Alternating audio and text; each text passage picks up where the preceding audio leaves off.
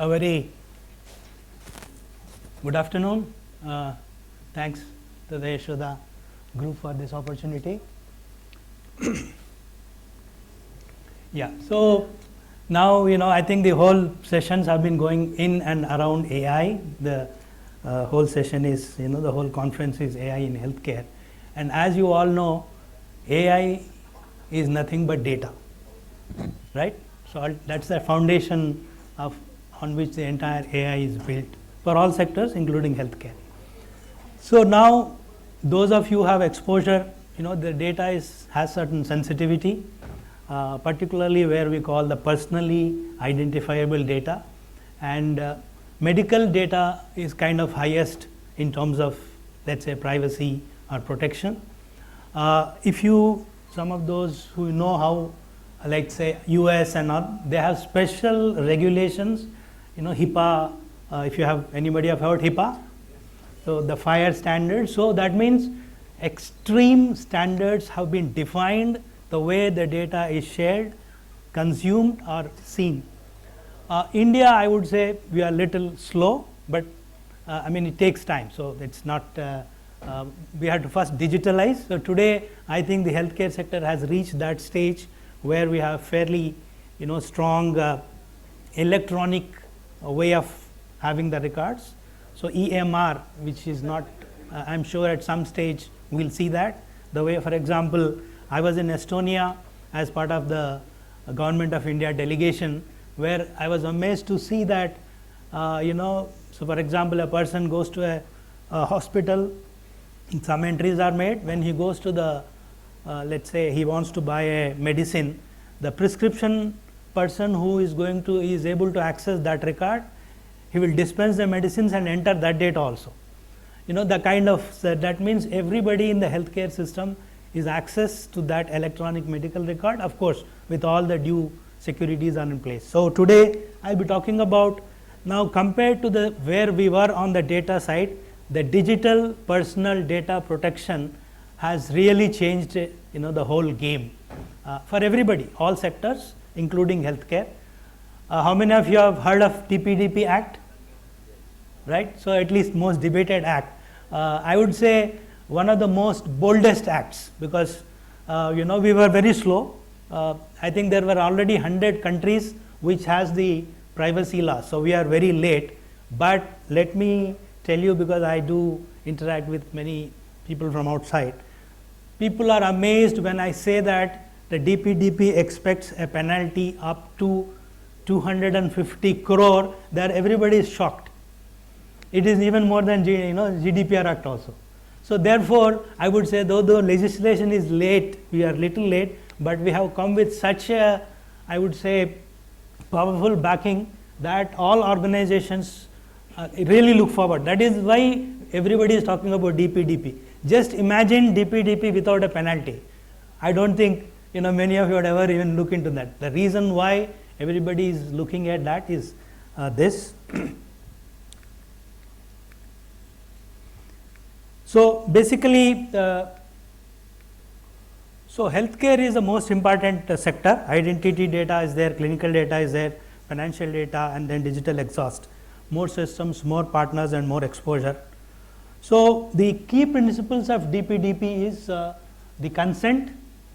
Then you should collect only that much what you require. You should store only for the extent it is required. And then, the important part on which I will focus is the protection and how do you share. So the individuals, right to information, right to access, right to correction, evasion.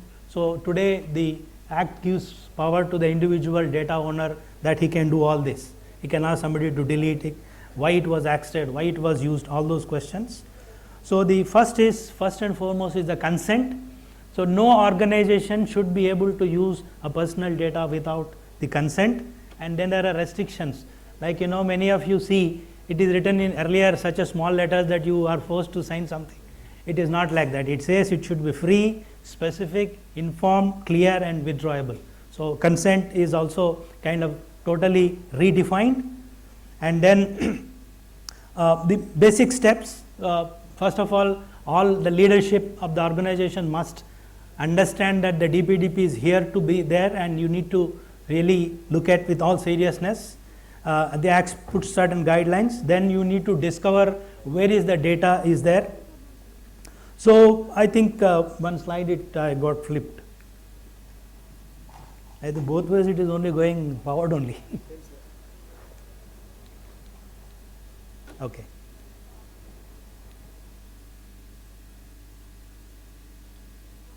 Yeah, this is important. So the data is of what we call PHI, PCI and PII.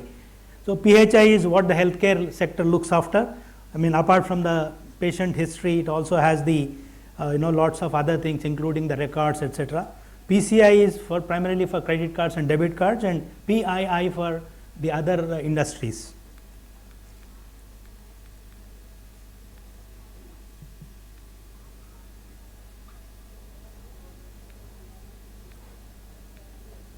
So then it's a gap assessment and then consent management.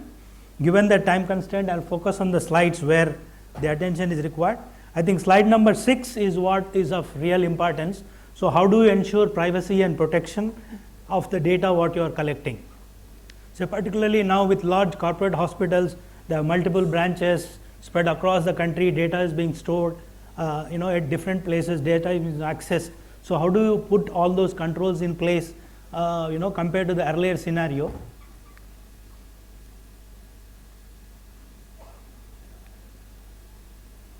Then what happens if the data breaches, because that's what if you see the whole DPDP, one is the power to the individual for this over their data. Second is the accountability and responsibility on the organizations to ensure that that data is protected at all times. So what happens if a breach?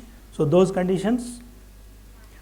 Now, as I said, the reason why the DPDP people are taking really seriously is because of the penalties. So 250 crore per breach of data. So for example, if those who are the hospital industry, for some reason if the data breach happens, you are asked to explain why 250 crore cannot be levied. So you need to put in place and explain the steps you have taken that you are not liable for that. Now this slide from here is the core concept where you see healthcare is critical and attackers know it. Say last this about 1 year data, this of course from the US, 592 attacks and 94 ransomware groups. So you see the way people try to infiltrate and exfiltrate the the PHI data. So if this is what is going to happen post DPDP Act next 27, the DPDP is notified with 18 months time period. So May 27 is where all these will kick in. Just imagine what happens if that is the scenario. So this is a very interesting slide. Now what happens is your data is like the gold bars. Okay, you have kept inside a locker which is called traditional encryption, which some of you from technology background will know. So the risk is once you have put a traditional encryption, what is called AES, the moment say you want to count how many gold bars are there, you want to add a gold bar or take a gold bar, you have to open the lock, and at that point somebody will come and empty the entire lock. That is the challenge which you should be careful of, and I will be talking how do we address this. So hope the problem is understood. The traditional encryption techniques will not be of use in this scenario, the AES encryption. So what requires to be needed is so this is where a new technologies have come, what is called privacy enhancing technologies. So these technologies allow you to process the data while keeping the data in encrypted form. So hope you have understood the difference. In the traditional scenario, the data is encrypted while at rest. That means in the locker it is key. The moment you are open, somebody will take it out. In the PE it is, the locker is never opened, all processing happens in a blind computing. It's also called blind computing. So nobody knows what is happening, but you get what is required. Suppose you say, I want to know how many gold bars are there, you get answer without opening the lock. That's what the whole privacy enhancing technologies is all about. So healthcare must look forward, these are, and try to implement these technologies so that you are guarded against, not only the DPDP, it's a question of reputation also. Imagine, no bank, I won't bring the healthcare directly. Imagine a bank, suddenly customer data is leaked. What happens to the reputation? What happens to the business? It's not just compliance alone, no? You want to, therefore, from a reputation perspective, as well as a regulation and compliance perspective, you need to be really, really careful. So some of the technologies are what we call hash-based processing, fully homomorphic encryption, format preserving encryption, then secured multi-copy computation and zero knowledge proof. Though it's technical, but the point you have to understand is you will be able to process the data while it is encrypted. And what the PETs do is they do not prevent the attack, but what they say is the attacker gets only hold of tokens which are nothing but junk values. So that's the whole, the proposition of the PETs. They don't prevent the attack, but attacker will never ever be able to get the plain text data, including the medical records, etc. It's of junk value to them. Then, so this is what the PETs typically has, what is called tokenization. Different methods are there, and all of them use very advanced cryptographic techniques, and lots of mathematics behind that.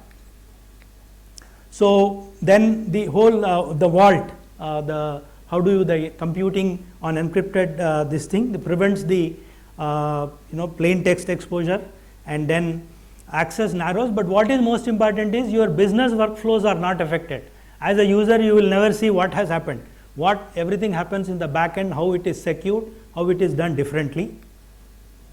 So therefore, with PETs in place, privacy enhancing technologies, the healthcare sector definitely can be more confident that you will be able to process and use your data in a very secured manner without ever having the risk of losing the plain text data. So the EMR, everything ultimately at some stage they have to be PET enabled. So I am sure the ABHA, which the government of India is pushing hard, at some stage it has to put in place the PETs in place. You can't have those technologies of data sharing with the traditional systems.